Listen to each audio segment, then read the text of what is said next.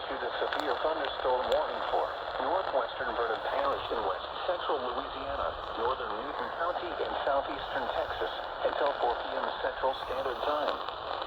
At 2:58 p.m. Central Standard Time, a severe thunderstorm was located near Farsville or near Burkeville, moving northeast at 40 miles per hour.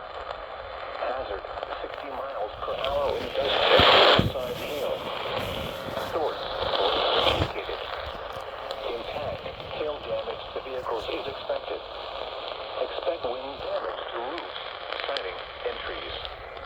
Locations impacted include Toledo Bend Dam, Leesville, Hornman, Anacoco, Farsville, Burfairy, Mayflower, Weirgate, Fort Johnson, New Lano, Newton, Kirkwood, Evans, Pickering, Slagle, Burkeville, Stringtown, and Simpson.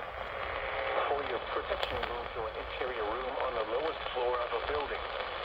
A tornado watch remains in effect until 9 p.m. Central Standard Time for west central Louisiana and southeastern Texas.